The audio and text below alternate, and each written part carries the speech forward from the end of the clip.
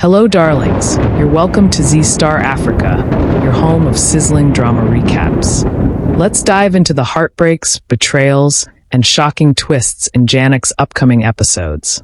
A story that will leave you right at the very edge of your seats. From Apu's final rites that leave the entire family shattered, to Janick's terrifying accident that almost costs her unborn child, to Arshi's unending taunts. Every moment pulls you deeper into the storm. But just when it seems the chaos has finally calmed, Janick gets poisoned. But the big question is, who wants her dead, and why? This drama came in hot. Please like and turn on your notifications for more of your favorites. It only gets more interesting. Let's dive in. It all begins with the family mourning Apu's death. Anjana weeps as she remembers Apu's innocence and the joy she found after marriage. Lalan sits shattered, while Anirudh and the others try to console her. Through her tears, Anjana questions why such tragedy would strike someone with such a pure heart, someone who never hurt anyone. Bablu pleads for Apu to wake up one last time. Leil blames himself for not protecting his sister, while Mimi gently comforts Anjana, saying that Apu's spirit is still with them. As everyone gathers for the final farewell, Lalan walks to Apu's side and gazes at her one last time, his heart breaking as he whispers his goodbye. Elsewhere, Janick cries out in pain as she slips and falls while cooking. Pool rushes to help her while Kenka stands aside, convinced that the village deity doesn't want Anirudh's baby to be born there. Daima is called. She arrives, examines Janick, treats her with herbal medicine, and assures everyone that both mother and child are safe. Lalan, drenched in heartbreak, insists he saw Apu blink, but Anirudh dismisses it as his imagination.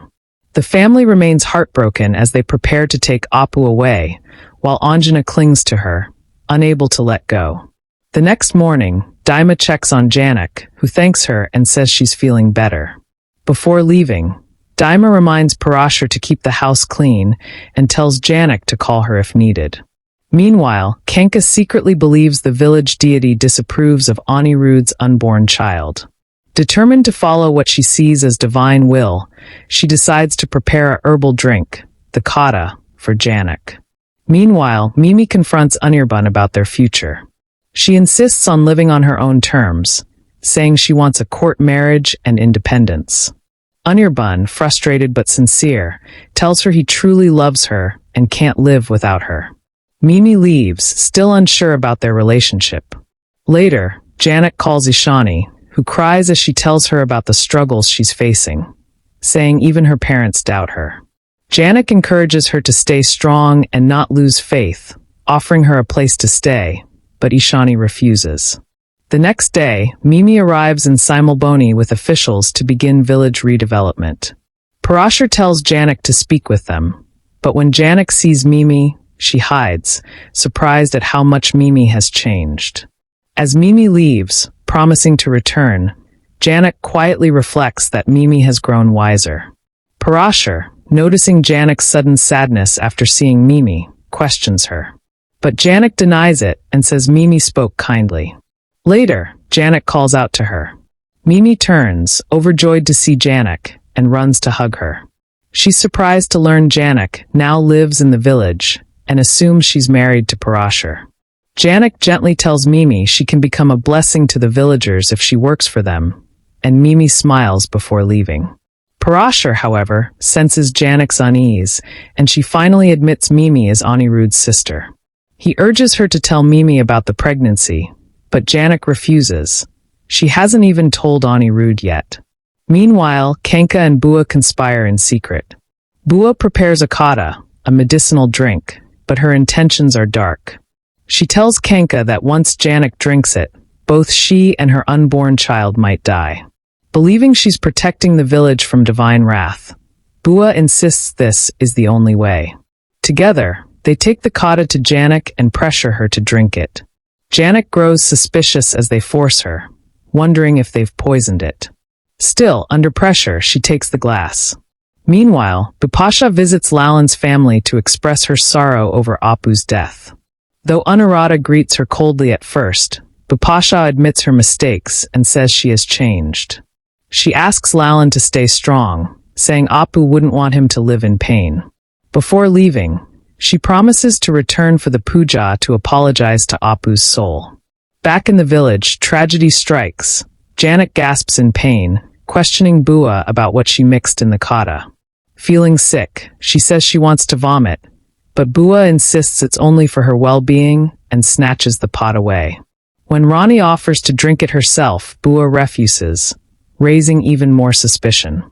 Rani warns she'll tell Parashar that Janick fell ill after drinking it, but Bua coldly tells her to do whatever she wants. Moments later, Janick's stomach cramps worsen. Terrified for her unborn child, she cries out in agony as Rani comforts her and sends Pool to fetch Daima. But before help arrives, Janick collapses unconscious. Parashar rushes in and demands to know what happened. When Pool accuses Bua and Kanka of harming Janick out of hatred, Parashar is furious but helpless. There's no vehicle to take her to the hospital. Daima soon arrives and checks Janick's pulse. Her expression darkens. Janick has been poisoned, and her chances of survival are slim. Parashar turns on Bua and Kanka in rage, calling them monsters for trying to kill a pregnant woman. Kanka denies it, but Daima's words leave no doubt. Veer urges Parashar to hurry, and they rush Janick to the hospital. Back in the village, Rani angrily tells the people to cut off all ties with Bua and Kanka. Mimi arrives just then, only to learn the horrifying truth. Janick has been poisoned. Tears fill her eyes as she prays for Janick's life.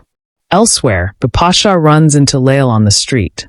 Their encounter is awkward but tender, two people carrying old wounds. She tells him she's giving private tuition now and encourages him to find happiness again. But Leil, still broken, says he no longer believes in love. Leil asks if she's struggling financially. Bipasha admits she's barely surviving but refuses to take maintenance money, saying the past was her fault, not his. Leil offers help, but Bipasha says she'll only ask as a friend if needed. At the hospital, Parashar carries Janick inside, shouting for a doctor. Her life, and the life of her unborn child, hangs by a thread. Parashar furiously scolds the hospital staff for delaying Janick's treatment. Veer tries to calm him down, reminding him that there's no other hospital nearby.